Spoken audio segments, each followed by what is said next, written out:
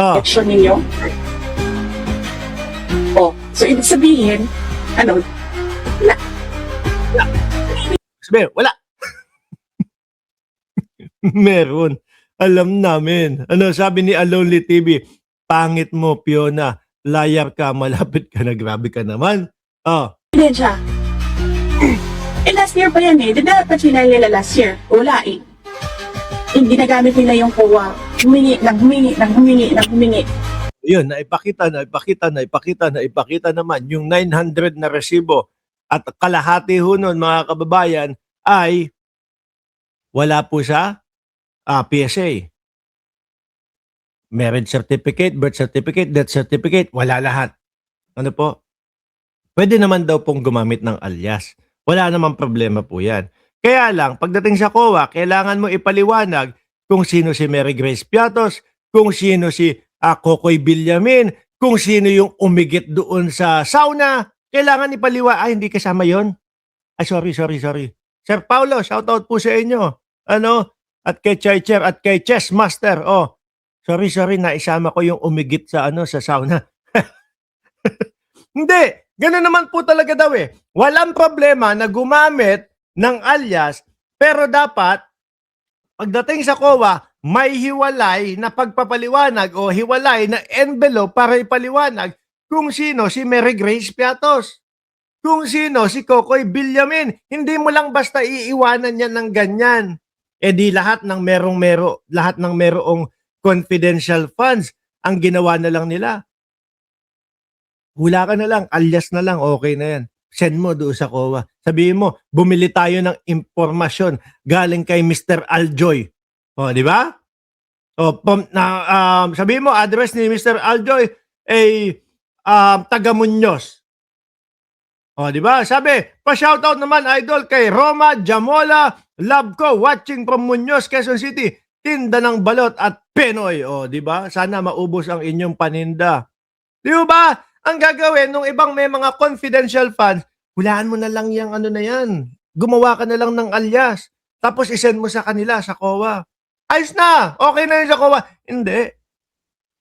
Para po maiwasang manakaw, magamit sa iba yung perang iyon o yung pondong iyon, kailangan may tamang pagpapaliwanag at may tamang pagkakakilanlan.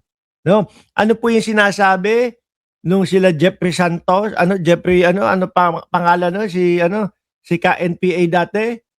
Si Celis? Delikado yung mga ganyan. Delikado bakit? Yung COA ba mga terorista ho ba yon? Kalaban po ba ng gobyerno yung COA? Hindi. No? Sila ang nag-check kung nawaldas ba o nagamit ba ng tama yung pera, yung mga pondo. No? Kaya yung sinasabi nila, naku, hindi safe kasi ibibigay yung COA. Bakit? Ano yun? Mga mamamatay tao ho ba yun?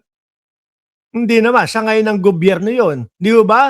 Nandiyan na po yung pambansang nanay. Oh, si Survivor, di ba? Game. Hanggang makahanap kayo. Oh, sa planet Jupiter, hanggang ngayon pala wala pa ding ebidensya. Nagpi-fishing expedition pa din pala. Oh, okay.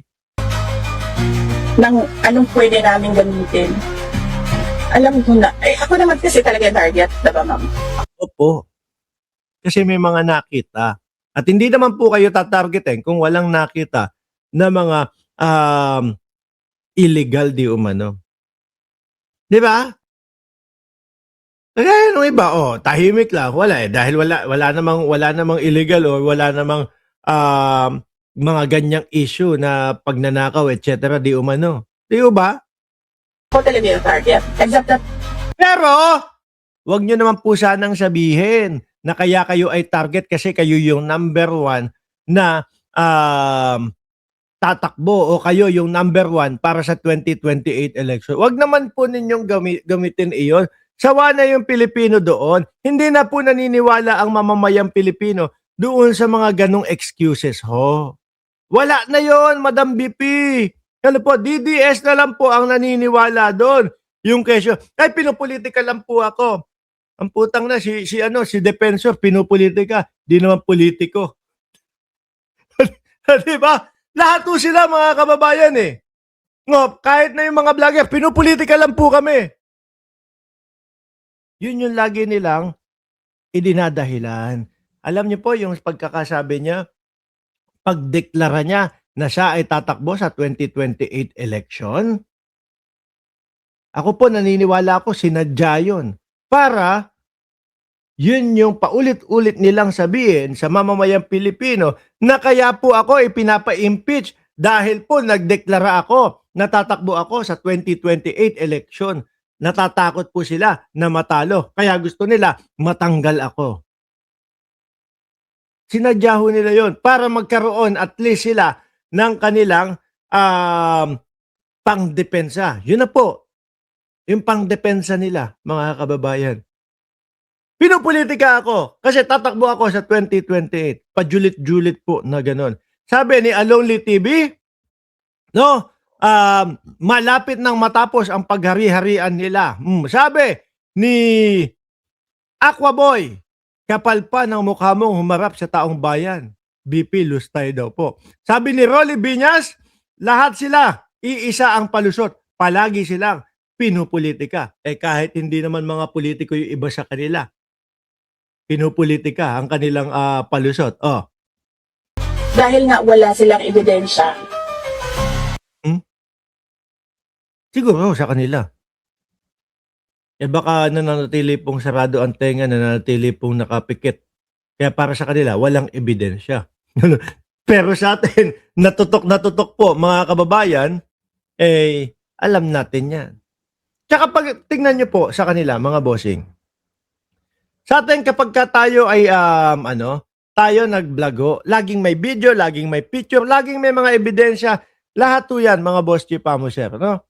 Pero sa kanila, kapag ka sila yung nagsalita po, mga bossing, at pinaparatangan si Bongbong Marcos na ating Pangulo, si Martin Romualdez na congressman, pagka sila nagsalita, makikita mo, ebidensya nila, parang ang layo-layong tumugma doon sa mga tao. Ni hindi mo man lang makita yung presensya ni Pangulong Bongbong Marcos, ni wala kang marinig na boses ni Pangulong Bongbong Marcos doon sa mga pinapakita nila o isinusumite nila ng mga ebidensya.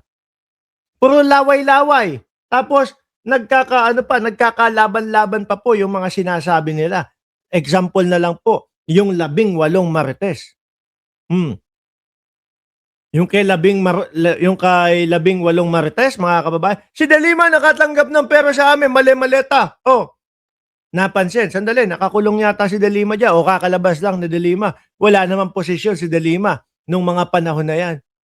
Biglang bawi. Yung biglang bawi si Baligon. Ay, na-oversight lang po namin. No? Si De Lima. Kasi kasama doon sa mga whatever o achuchuchu. Tapos biglang naging pipir bag na lang daw po. Pipir bag, sabi nung pipir bag po yung dala ni dating Senador De Lima, ni Congressman De Lima. Ang gulo na. Naging paper bag, naging expandable folder. Susunod po dyan, folder na lang. Susunod po, envelope na lang po yan. Susunod, ampaw na lang po, mga kababayan, ang tinanggap. Di ba? Ang gulo nila, mga bossing. Maglalabas ng ebidensya, ganun.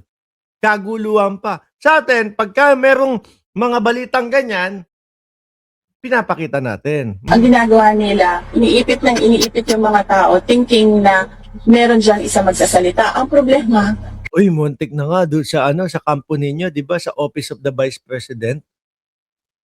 Pakipaalala nga sa akin yung matanda, no? Yung medyo sumakit yung dibdib kasi ipit na. Yung medyo matanda, yung disbursement officer niya, mga kababayan, na pag gano'n, no? Kasi ayan na, napipick up po ni Colonel La Chica, yung mga doppelbag. Diba? Tapos siguro, pansin niya sa sarili niya, putik na yan. Hindi kasama ito sa sasabihin ko. Napapaamin ako, masakit na dibdib ko. Hindi ko na po kaya. Sugod niyo na po ako sa ospital. Ganon din si Zulaika. Pinapaikot-ikot. No? Ikinontempt. Sumakit din. Si Mercado, sabi ni J. Jebar. Di ho ba? Si Zulaika din, ganon din ho, mga kababayan. sumakit din ng dibdib, nagsusuka. Tapos nung nandoon na sa ospital, lalabas na ha. Si General Torre, kumbaga, nandoon sa eksena.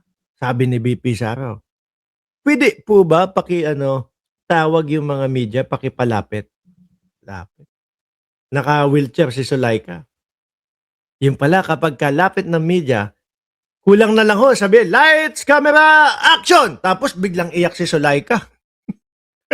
Nakikita ho natin, mga kababayan yung mga arte ng mga staff Di ba? Yung mga kapag ka naiipit na po sila, aartihan na po. Kakagigil ang muka ni Tsaka Sara. Uy, gagalit kayo dyan kay BP Sara. Kasi wala talaga silang ginawa. Bakit nila kine-question yung management style ko na on a need? Kasi daw po kagaya noong doon sa Department of Education, yung mga libro daw, yung mga laptop, kagaya na lang nun. Ilang milyon yung laptop. Nasayang, natenga, naburo lang doon sa imbakan. Kagaya po ng mga laptop na yan. 6 na buwan mong hindi magamit yan. Nalilate na po yan. No? Yearly. Nag-iiba yung mga specification ng mga laptop, etc. mga bossing. So, nalilate na po yung iba. Tapos, 2 taon, tenga lang, tambak lang. Sayang.